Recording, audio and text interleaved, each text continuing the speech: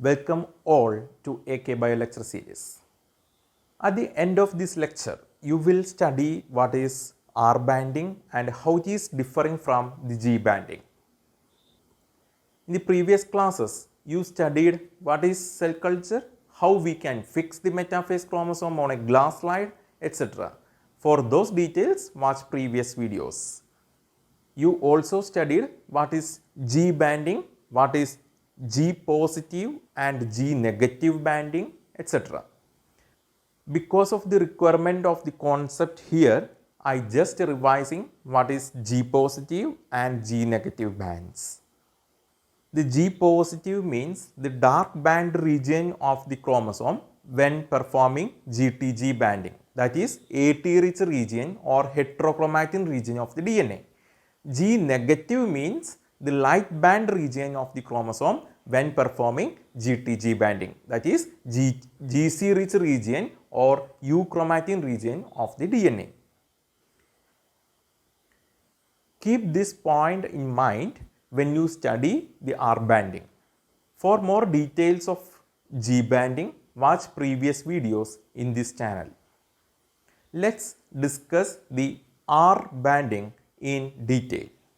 R banding is the reverse pattern of G banding. Means here in R banding, it results G positive bands, that is heterochromatin region or AT rich region, as light in color, whereas the G negative bands, that is euchromatin region or GC rich region, as dark in color.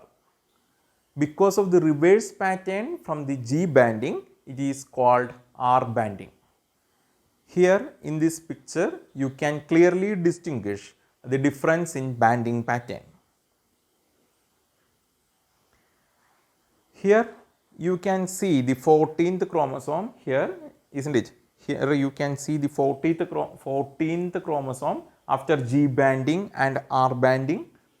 Here in the left side of the picture, you can see Q arm of the chromosome 14, and at the middle portion of the Q arm, at the middle portion, this portion of Q arm, it is light in color when performing the GTG banding. What does it mean? This is GC rich area and this is euchromatin region, isn't it?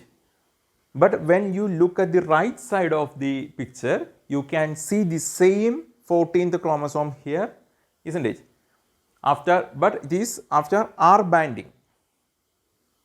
You can see the same 14th chromosome after R banding procedure, and you can see here the Q arm of the 14th chromosome. When you look at the middle portion of the Q arm, you can see that it is darkly stained. Here it is very darkly stained when compared to the other one.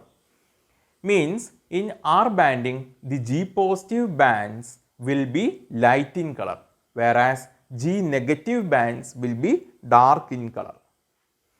Why these opposite effects? R banding involves pre-treating or incubating the slides containing metaphase chromosome in hot phosphate buffer for few seconds. It denatures the DNA at different location of the chromosome at different rate. Why this variation in the level of denaturation? We know that adenine and thymine are bounded together with 2 hydrogen bonds, whereas guanine and cytosine connected together with 3 hydrogen bonds. So obviously connection between GC will be stronger than AT. As a result, GC will be more stable than AT when we treat the fixed slides with hot salt solution. After the treatment with the hot salt solution, these slides are then stained with Giemsa. The banding pattern that results is the reverse of G bands. Here the dark bands are called R bands, that is the euchromatic GC rich regions of the chromosome is dark in color and heterochromatic AT-rich regions of the chromosome is bright or light in color. But in the case of G banding, GC-rich region was light banded and AT-rich region was dark in color. Why this difference? Here, when it is exposed to the hot phosphate buffer, AT-rich regions are selectively denatured by heat, leaving the GC-rich regions intact. Means we can say it in other words that after heat treatment, the double-stranded DNA denatured into single-stranded DNA at AT-rich regions. But what happened in the GC-rich region? In GC-rich region, it is not denatured into single-stranded DNA because of the thermal stability of GC than AT. Then, what is the application of R banding? It is useful for analyzing deletion or translocation that involved in the telomeric region of the chromosome. In the last class, I mentioned that standard band staining allow between 400 to 600 bands to be seen on metaphase chromosome. Means its resolution is low, so it is not enough to visualize small scale aberrations. So to increase the resolution of the banding, different scientists modified the standard procedures. R banding of the highest resolution is obtained by a combination of the fluorescent dye, that is chromomycin A3, which emits fluorescence most strongly in the R bands, and distamycin A, another chemical, that is distamycin A, which quenches fluorescence in G bands. This is all about the general aspects of R banding. Next, we are going to discuss about banding by fluorescence using acridine orange. Acridine orange is a base composition independent fluorochrome.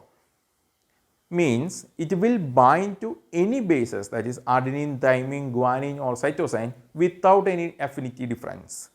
This fluorochrome binds to DNA by intercalation, and which gives relatively uniform fluorescence along the length of the chromosome arms. The significance of the dye is that it binds extraordinarily little to non-nucleic acid cell components. It fluoresces orange red when bound to single-stranded nucleic acid, and it fluoresces yellow green color when bound to double-stranded DNA or double-stranded nucleic acid. Acridine orange stains G negative regions, that is AT-rich regions, a bright green yellow color, while the GIMSA positive bands regions, that is GC-rich region, as a dull red orange color when we modify some procedures of the conventional acridine orange staining procedure. Because of the banding pattern similarity to R banding, in the modified experimental conditions, acridine orange banding method is also called as R acridine orange fluorescence banding. We are not entering into the details of the modifications in the procedure. You can refer different articles for this. And R banding methods are useful for analyzing deletion or translocation that involve the telomere of the chromosomes. This is all about R banding and acridine orange banding. Thank you.